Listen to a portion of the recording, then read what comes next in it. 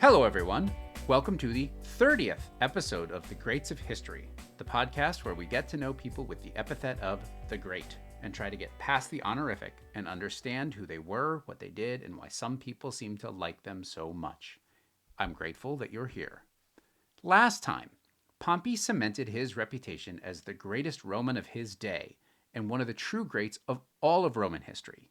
He vanquished pirates, finally rid Rome of its great menacing adversary Mithridates, completely reorganized the eastern territories, and returned home to the overwhelming love and adulation of the people.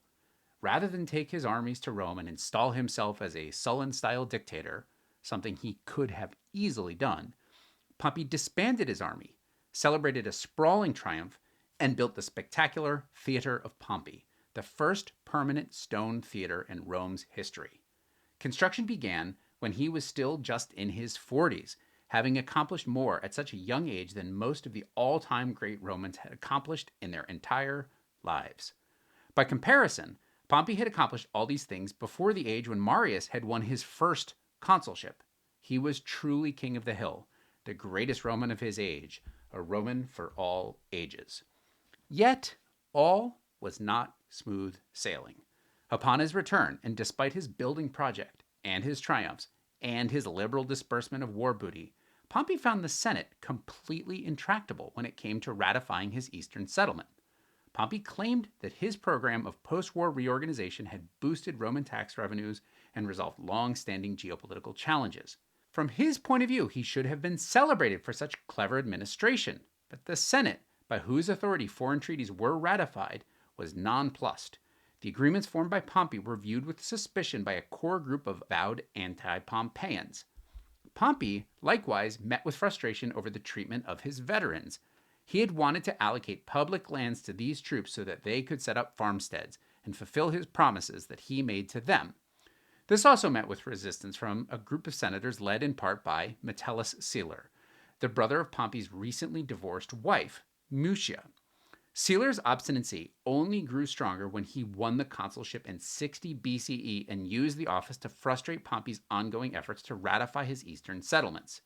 In this project, Celer had a strong ally in Lucullus, who pushed himself away from his feasting and luxurious decadence long enough to attend Senate meetings. Lucullus devised a plan where each of Pompey's individual actions would be evaluated, measured, debated, and voted on, one at a time.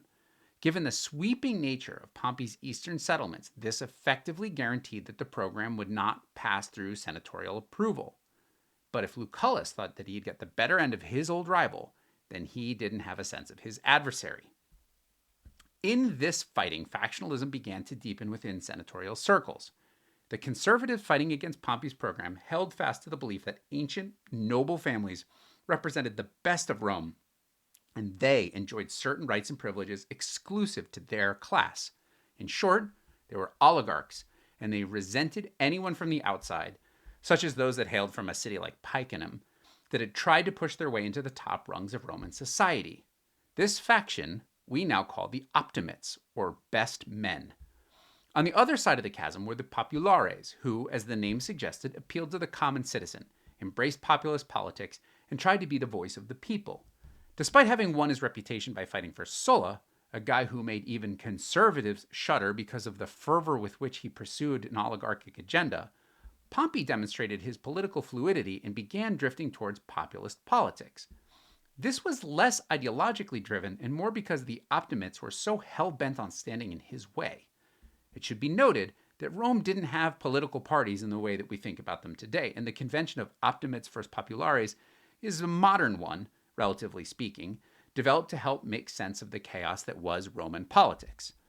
It's worth asking, though, just why were the Optimates so determined to stymie Pompey's agenda? Clearly, personal animosity was a driving force. Much of the resistance to the Pompeian program was led by Metellus Celer and Lucullus, who both had very personal reasons for despising Rome's first citizen. A large measure of the senatorial recalcitrance seems to be simple obstinacy against anything that had popular support. If the rank-and-file Romans were in favor of some measure or policy, then there was likely to be a conservative senator opposed to it just because.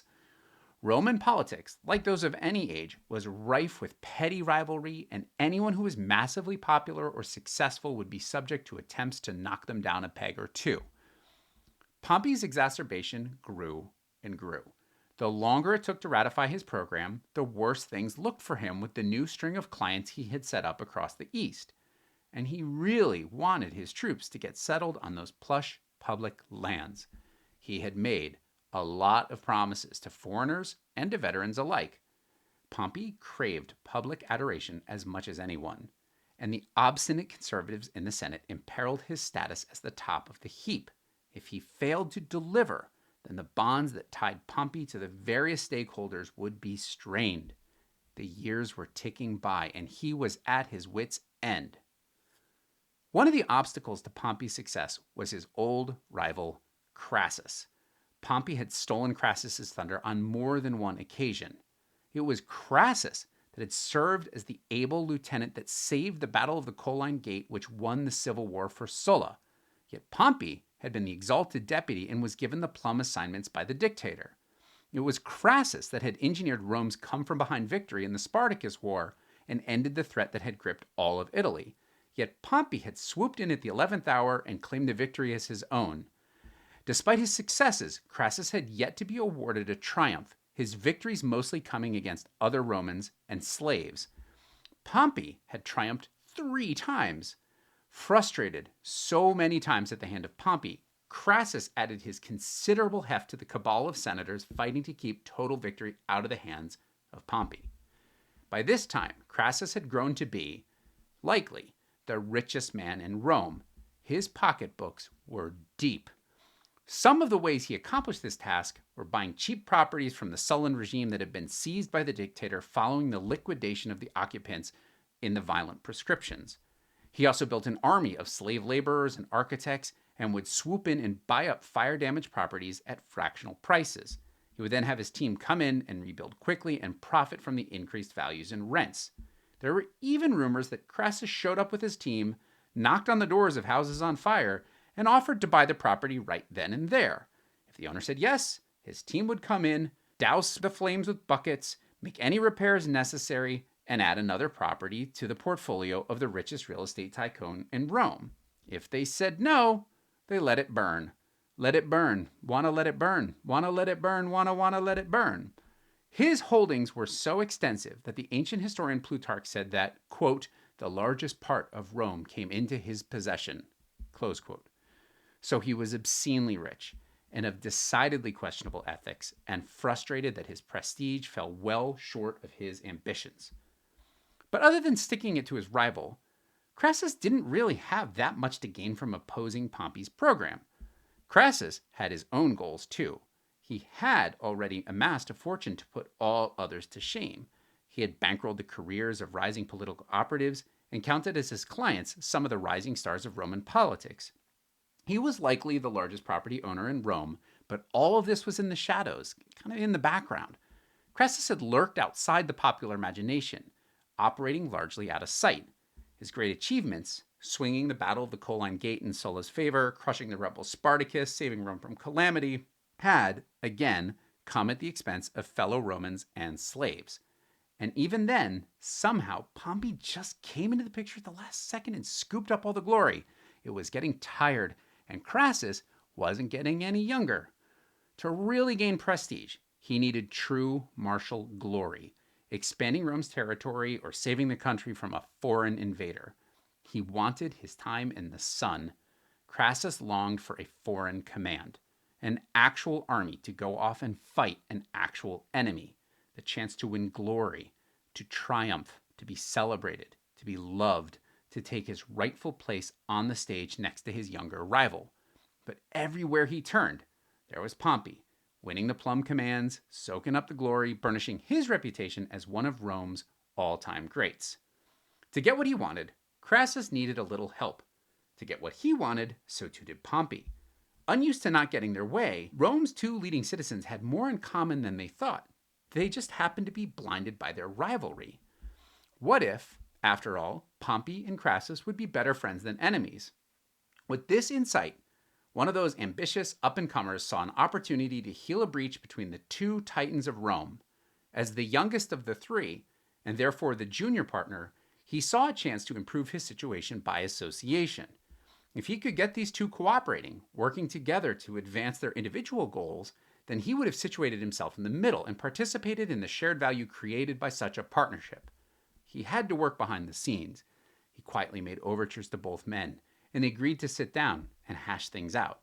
It wasn't hard to get Crassus to the table. After all, Crassus had bankrolled this up-and-comer's career, paying off his considerable debts and even financing his successful campaign to be Rome's Pontifex Maximus, or chief priest, a title, incidentally, still in use in Rome by the Pope of the Catholic Church. This is how, behind the scenes in the waning months of 60 BCE, as Metellus Celer and Lucullus were spitting their anti-Pompey venom in the Senate, Julius Caesar organized the informal political alliance now known as the First Triumvirate. Caesar indeed brokered a peace between Crassus and Pompey. He got everyone working together. With his unusual, overflowing personal charisma and his burning intelligence, Caesar got the rivals to put aside their mutual enmity, commit to mutual support, and align all their agendas. They would work together to help each party get what they wanted. In order to add some heft to this ambitious plan, Crassus and Pompey kicked off the party by mutually supporting the candidacy for consul of Julius Caesar, which, backed by the two heavyweights, he won with ease. This was quite a coup for Caesar. He had had his fair share of intrigue and adventure in his career, even winning the prestigious civic crown, the second highest Roman award for martial valor, but he was deeply overshadowed by the two older and much more famous men. By brokering peace and cooperation between them, he hitched his cart to not one, but two of the most powerful people in Rome. This was a surprise move, and it was a stunning political achievement for Caesar, who, and I cannot overstress this, entered the First Triumvirate very much as the junior partner. For their part, the Optimates did not get caught completely flat-footed. They managed to get one of their own elected to be Caesar's consular colleague, Marcus Calpurnius Bibulus. Bibulus was a dedicated and utterly humorless conservative, equally protective of the rights of Rome's most noble families and dismissive of the great unwashed masses and the populist politicians that kowtowed to these uncouth hicks. Remember that consuls could veto the act of their colleagues, so having an avowed enemy to Caesar and his populist agenda made the likelihood of doing anything useful with the office dubious. Of all the people we've encountered so far, Caesar represents the biggest possible distraction. He is, after all, Julius freaking Caesar, one of the most famous people in all of history. Because of his status and the interest in him that has lasted more than 2 millennia, it's often at this point in the story that people first encounter Pompey, because they've been following Caesar, and this is the first meaningful intersection between the two. It's easy to take for granted that Caesar is destined to become, well, Caesar, but it's important that in terms of status and prestige, and I know I've said this already, but it has to be said again, there's a huge gap between Caesar and Pompey at this point.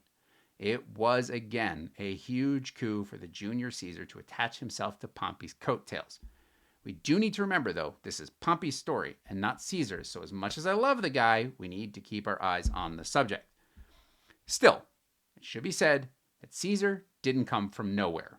He was a member of an ancient patrician family, one that traced its lineage not just to the founding of Rome, but all the way back, implausibly, to the goddess Venus herself.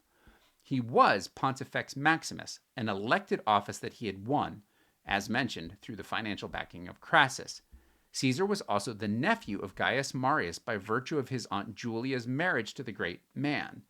In fact, when she died in 69 BCE, Caesar led the funeral proceedings of his aunt, and in doing so displayed images of Marius for the first time in Rome since the Sullan proscriptions.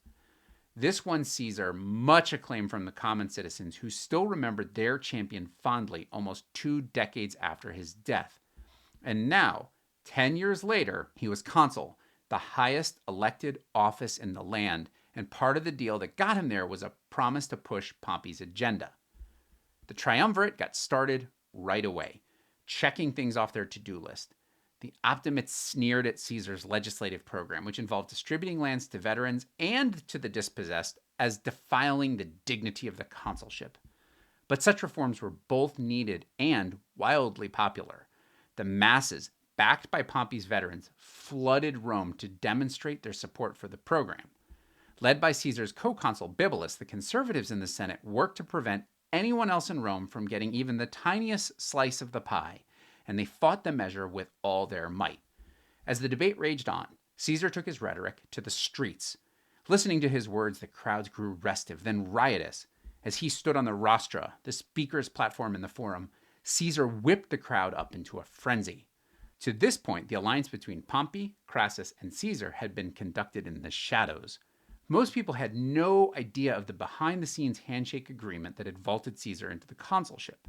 But in the raging debate over the land distribution measure, and in order to get his veterans their long-promised farmsteads, Pompey stepped beside Caesar to the great shouting and acclaim from the people. Caesar then asked Pompey if he supported the agrarian law, to which Pompey said yes. Caesar then asked Pompey, quote, "In case of any resistance should be made to these laws, will you come to the aid of the people?" Close quote. Pompey indeed replied, quote, "Yes, indeed, I will come, bringing against those who threaten swords, both sword and shield." Close quote. Emboldened by this promise of force from Rome's leading general, the mob turned on the Optimates and attacked Bibulus.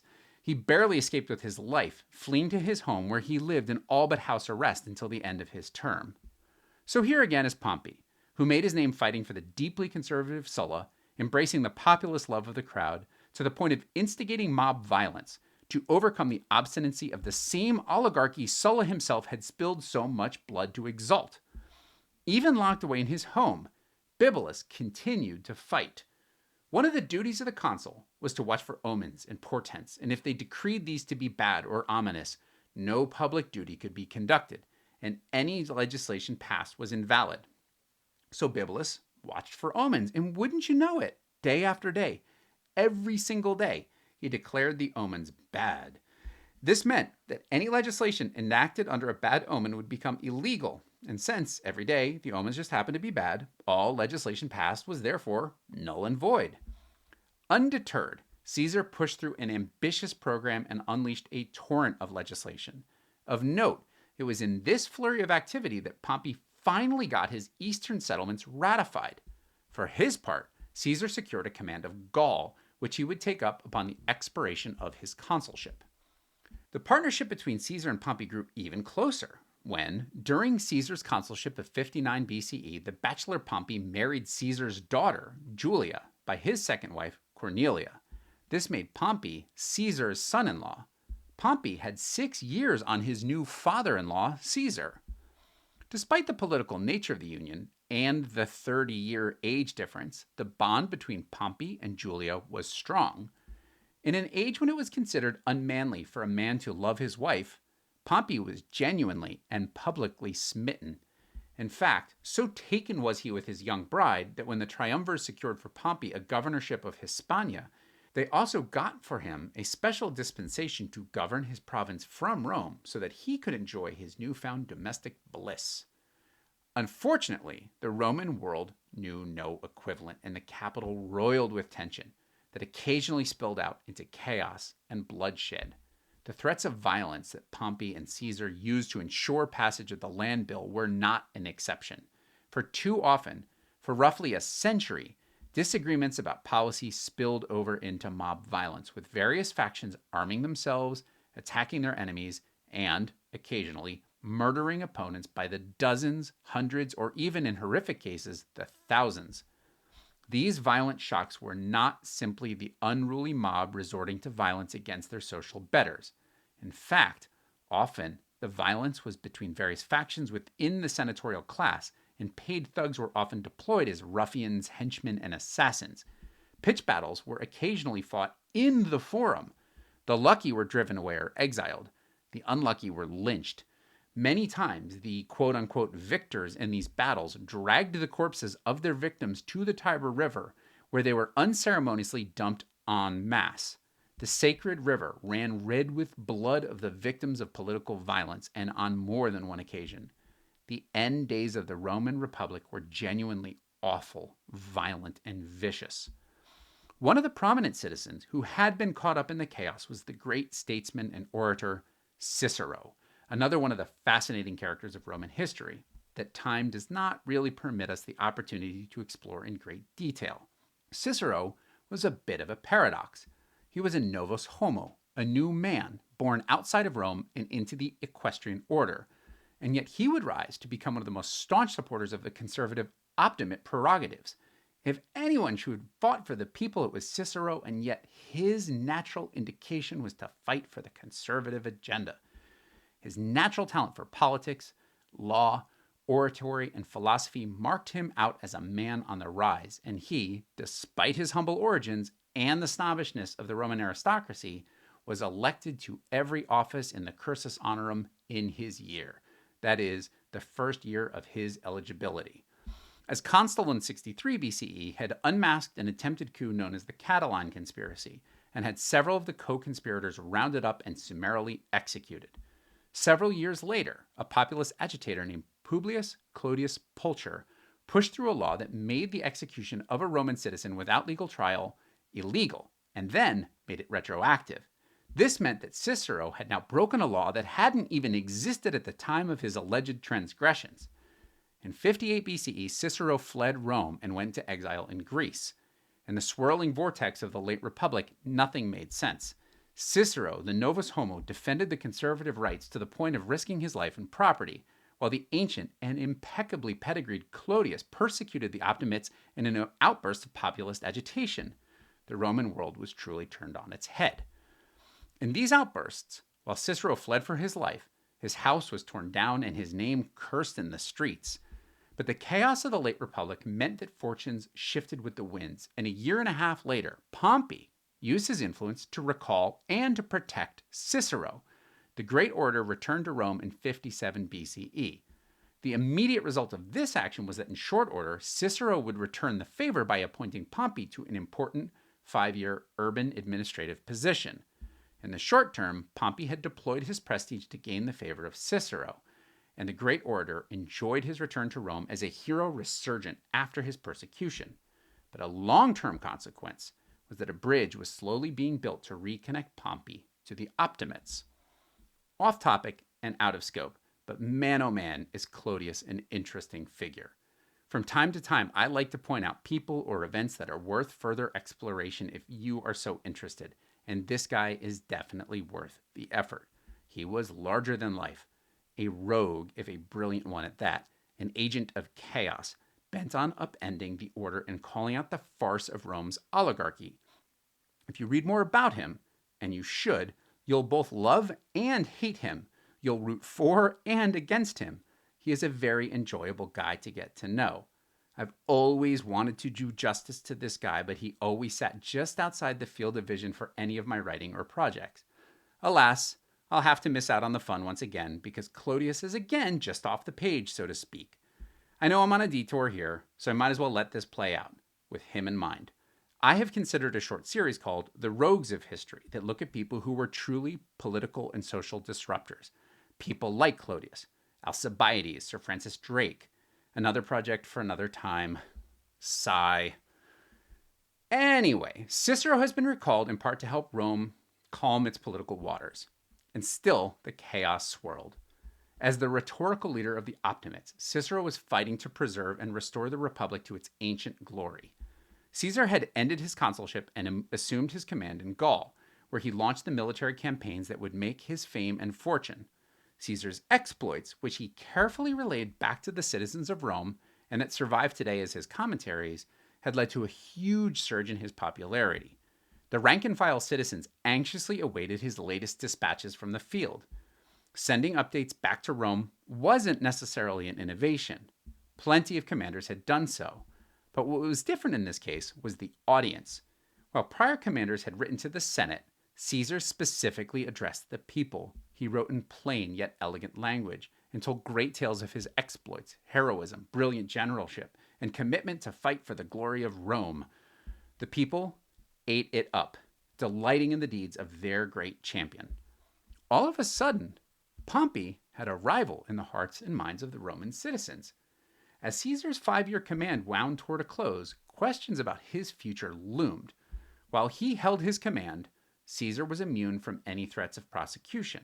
But once it expired, His enemies, especially Bibulus, aching for revenge, his co-consul, the one who tried and failed to stop Caesar's reform agenda from progressing, those enemies could put him on trial for what they said was the illegality of Caesar's actions as consul. For his part, Pompey was itching to do something to reclaim his spot as Rome's #1 citizen, and Crassus was still aching for that military command that would finally win him the glory that he so richly deserved. In short, despite the great success of their first collaboration, the three great men of Rome all saw obstacles to their goals. They needed each other now more than ever. The biggest difference being that Caesar was now on equal footing with his older colleagues, even being bound to Pompey by marriage. Accordingly, the three collaborators met again in 56 BCE, with Crassus and Pompey traveling to Caesar to make sure that he didn't cross the boundary of his provincial territory, an act which would have invalidated his command. Rolling up their sleeves, they hashed out another plan to advance their respective causes. Pompey and Crassus would again stand for the consulship together as colleagues. Caesar would help ensure their election by sending large numbers of his troops back to Rome so that they could enjoy a little R&R, and then if they just happened to be near the polling places, maybe they could drop in a vote for their preferred candidates. Once in office, they would appoint Pompey and Crassus to new commands and extend Caesar's provincial command by another 5 years. Michael Scott would call this a win-win-win. Pompey and Crassus walked to victory in the election, served as co-consuls for 55 BCE, and put their plan into action. Crassus was appointed to command a Roman army against Rome's deadly enemy Parthia, the successor of the Persian dynasty after the collapse of the Seleucids, and Pompey was given control over Africa and Hispania, the latter of which came with 4 legions. 2 of these legions were then sent over to Caesar as a loan to help him in his ongoing campaign, one could say genocide, in Gaul. Crassus readied his war effort, determined to march off, vanquish Rome's greatest foes, and bathe himself in honors. He could almost see his triumph, his moment of exalted glory, his public adulation. Julia, Pompey's beloved bride and Caesar's only child, was even pregnant. Things were all looking up for the triumvirs. And that is when everything started to go horribly, horribly wrong. Things began to unravel in August 54 BCE. By this time, political violence was the norm, with mobs and knives replacing oratory and campaigning as the preferred method to win elections. Conflict had grown over the election of a junior magistrate called an aedile. Supporters of various candidates clashed, and in the melee, several people were killed. Pompey had been in the crowd when the fighting broke out, and he got spattered with the blood from some of the victims of the violence. He rushed home, intent on cleaning himself off and changing clothes, but Julia saw her husband covered in blood and panicked, mistakenly thinking that he had been mortally wounded. The shock triggered early labor, and she tragically died in childbirth and lost the baby, leaving Pompey a devastated and bereft widower and Caesar's only child in the grave. The tragedy affected both men deeply, politically and personally. Caesar, the grieving father; Pompey, the bereft husband. The loss strained the relationship between Caesar and Pompey, and while they remained civil for some time, their partnership went into steep decline. Matters were further complicated by Crassus's vainglorious eastern campaign against the Parthians. It seemed doomed from the beginning, a folly of a project, and in June 53 BCE, things got worse. The war was a vanity project, and the Parthians had no interest in being pushed around by any Roman, no matter their agenda. That said, there had always been tension between the two powers, but the Parthians had given the Romans no justification for a large-scale invasion. They had remained aloof, civil, but uninterested in getting caught up in the chaos of the Roman world, encompassing a significant portion of the Achaemenid and the Seleucid empires. 2 centuries before the triumvirate, the Parthians had risen to overthrow the Greco-Macedonians and re-establish indigenous control of the area. In a fun little twist, one of the Parthian kings who had led to this reversal of fortune and helped overthrow the Greco-Macedonian interlopers is remembered to posterity as Mithridates the Great, a different Mithridates the Great from the one covered in a recent series of episodes. By the time Crassus came calling, the Parthians had built themselves into a considerable power with sophisticated political and military institutions. As they pushed east, the Romans had drawn closer and closer to Parthia, getting a sense for its fabulous wealth and getting some ideas. Crassus, ever longing for glory, envisioned conquering the only other powerful kingdom that posed a contest for Rome. Conquering the mighty Parthians would put his prestige on the level of, if not surpassing that of his colleagues Pompey and Caesar. In the horse race to be the greatest Roman of the day, a victory against Parthia would make Crassus the head and shoulders winner. After all, the victories of Pompey against Mithridates and the Cilician pirates, they were starting to fade from memory a little bit, and Caesar was doing great things in Gaul, but these were barbarians. Parthia was an honest-to-God empire, a refined, if unfamiliar civilization. The prestige would be enormous. The problem for Crassus was that he didn't adapt the Roman tactics to local conditions. Commanding a massive force, the triumvir failed to adapt the Roman method of warfare to the arid climate of Mesopotamia, and he fought the Parthians in such a way that played right into their hands. He accepted some intelligence from a Parthian double agent and just kept marching and marching and marching, goaded just over the next hill, then the next hill, then the next hill, by his deceitful guide. One more hill and you're going to catch him. When the Parthians were confident that the Romans had been sufficiently worn down, they swarmed out of nowhere and attacked. The heavy infantry of the Romans would easily have sliced through their Parthian counterparts, but the Parthians would never come close enough for the hand-to-hand combat at which the Romans were unsurpassed. Gifted horse-borne warriors, a Parthian warrior was trained to ride and shoot a bow and arrow from an extremely young age. Able to shoot with deadly accuracy even at a full gallop, the Parthians would charge at the Romans, loose their arrows, then turn around and ride off, fully out of the range of any Roman counterattack. So gifted were the Parthians with their weapon of choice that they could turn around and fire a volley as their horse rode away. This specialty shot became known as the Parthian shot, and it is the root of our modern expression of a parting shot. The Parthians had been ready for the battle and had amassed a huge depot of arrows. Their riders made trip after trip, fired salvo after salvo. Any Roman attempts to break out and engage the Parthians resulted in catastrophe, including the death of Crassus's son, a very talented officer named Publius. The raging battle, called the Battle of Carrhae, was fought in early June 53 BCE and was a complete disaster for the Romans. Of the massive force of roughly 40,000 Romans that confidently crossed the Euphrates to smack around the Parthians, approximately 20,000 were killed and another 10,000 captured. When you hear about these numbers of these ancient battles, it's easy to forget just how many people 20,000 people is. It's a huge number. And Crassus's army was utterly and completely broken. Only a shattered remnant limped back to Roman territory, including a junior officer named Gaius Cassius Longinus. And in case you were wondering, yes, it is that Cassius. One Roman that didn't manage to make it back to camp was Crassus, who was killed in the fighting that broke out as he attempted to negotiate terms of surrender. In an echo of Mithridates' execution of a greedy Roman magistrate, Crassus's head was severed and molten gold poured down his throat.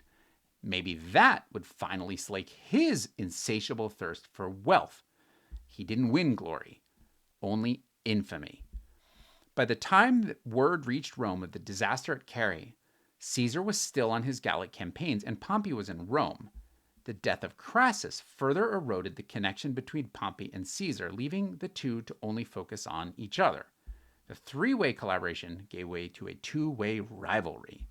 Caesar's incessant campaigning, including the first Roman incursion into Britain, the mysterious island at the edge of the world, had elevated his status in the hearts and minds of Roman citizens. He began the triumvirate as the junior partner. By 53 BCE, and with Crassus gone from the scene, he and Pompey stood toe-to-toe. So we're going to pause here as the two former partners drifted towards entrenched rivalry. But before signing off, we're going to give the last word to the ancient historian Plutarch. I quote him from time to time. I kind of love the guy. He always has something interesting to say. Summing up the relationship between Caesar and Pompey, he said, quote, "So slight a thing is fortune when compared with human nature, for she cannot satisfy its desires, since all that extent of empire and magnitude of wide stretching out domain could not suffice for two men. They had heard and read that the gods divided the universe into three parts, and each got his share of power, and yet they did not think the Roman dominion enough for themselves, who were but two." So, with that ominous foreshadowing out of the way, thank you for listening to this episode. I'm grateful that you did. Join us on the next one when the collaboration between Caesar and Pompey sours into first a Cold War, then outright hostility. The looming conflict would bring the Roman Republic itself to the brink of collapse.